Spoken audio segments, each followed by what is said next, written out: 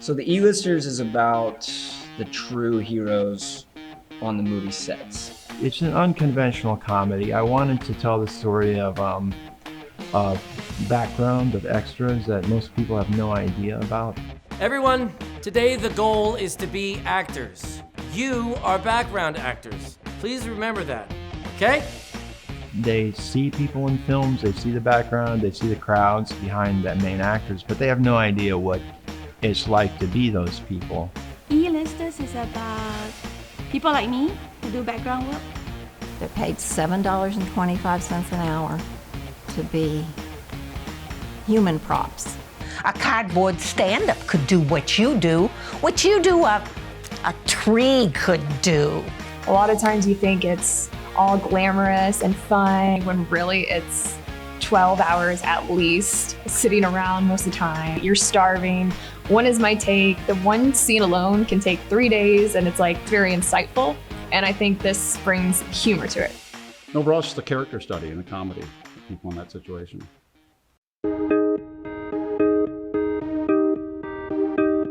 My name is Edward Reed. My character is Jack Burstino, and he's kind of a rebel. He's all for the extras and wants equality on set, which there's none of that in real life. I've witnessed horrors on set, things that no person should see. I just fight for equality and will not accept the class warfare these sets promote. Getting into character wasn't that hard because a lot of it was myself. So in a sense, I was playing myself. I'm Kathy King. Take this La Croix, Kathy King. Oh, how kind. I'm Lindsay RAELLE, and I play Kathy King in the E-Listers. Kathy is a newbie to all of this.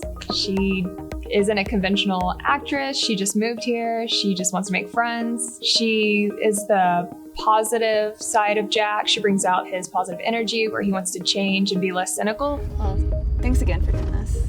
Yeah. You should smile more, get out more. Like that. Yeah.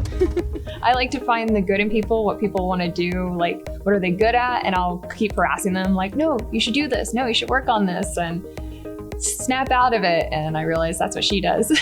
Well, my name is Lindres Leslie. My character was Herman.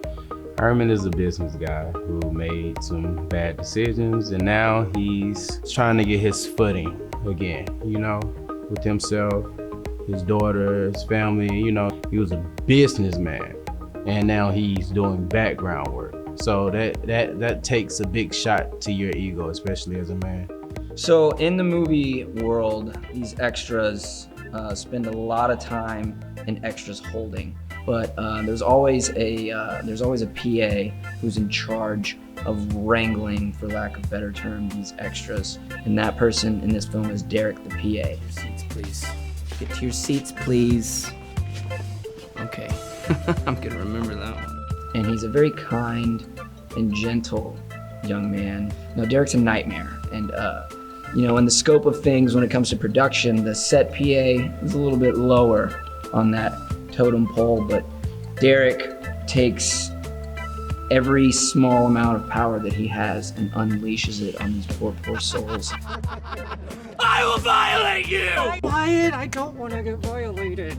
I'm James Burch, and I play Richard Payne, also known as Dick Payne. He's this new guy on set who has something a little off with him. Well, this is kind of a dream, really. Well, a mission. I really want to be with Caitlin Patrick Howard. Holy crapola, that's your elbow? Right next to John Stamos, I was a featured dance flash mob fatality, and yes, dear, I love the gerbil more than you. Introduce yourself.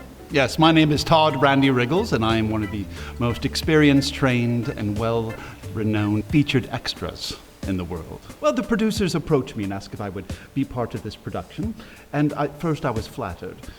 And then upon further reflection, I realized that who wouldn't want to do a documentary involving Todd Randy Riggles? So I thought I'd do them a favor and agree to participate, being generous and also as a generous sign of affection to my fans. What fans? I have a big fan base in Mali and parts of Stockbridge, Georgia. Yes, I am Fred Gallion, and I played Todd Randy Riggles. He thinks he's the most famous, well-trained most respected, featured extra in the world, but that's not quite exactly true. Look, pal, I should be in that chair. I am highly accomplished, trained, even a trainer myself. The biggest challenge was I started off trying to have him with an upper class American kind of voice and accent, and that drifted in and out, and then it started drifting into some like bad British accent. So it's very inconsistent through the thing, but since he's being affected and fake, I'm just crossing my fingers hoping that actually works. My favorite scene in the film is kind of this floating shot through extras holding. I enjoyed that scene because it was just watching the whole team come together for this like 7-minute shot. And a lot of the key players in the film are in this scene. And so even, you know, I have a few lines in there, but after the camera floats away, it was cool to just watch it happen in front. It was cool to sit back and watch movie making happen on a movie set about a movie set. So it was just kind of surreal in that scene. I really just like the scenes where it's just the core group just sitting around a table talking and interacting and pulling each other's legs and joking and just having conversations with each other. And the favorite scene must be when all the extras in the film are actually on set in the scene being shot within the film. And it's a memorial scene, and I won't say too much about it, but there is a fight, there's a dead body, there's a wheelchair, and a lot else. And it was a crazy shoot, which is gonna be a really interesting scene to watch. You know, on other sets, the directors, because the buck stops with the directors, they all seem really stressed out because the days are long and the conditions can be rough, but Michael just seemed to have fun. He seemed to really enjoy himself. I actually really enjoy Michael's entire team and process, the way he thinks. It was 77 pages in 7 days, and he would just, no BS, get to the point, get the right shot. He shoots everything very fast. Some people say he's like Tyler Perry.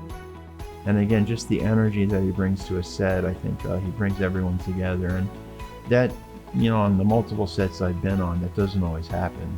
It was like a family type bond. You get what I'm saying? Like, it wasn't like he was like, oh, you do this, you do that. You know, he saw people, you know, and he was very respectful. And it was just a good environment to be in. Things moved really fast. I think there was maybe some more sharing of jobs amongst the crew. But the one thing I noticed is just how efficient everything went, how much was done every day, and how well everyone worked together. It was such a great energy on set. It was playful, it was comfortable, but it was efficient and professional.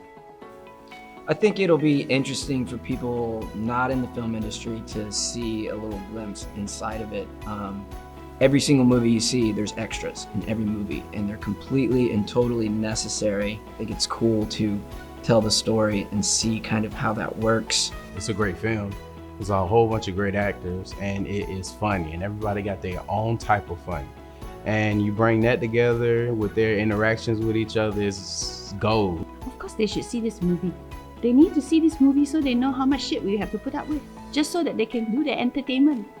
I do not hide anything, I just say it like it is. Extras are just everybody that they would come in contact with, so I feel like it's everybody's life story just kind of playing out, and there's nobody that can't relate. Just life. Only it's extra special.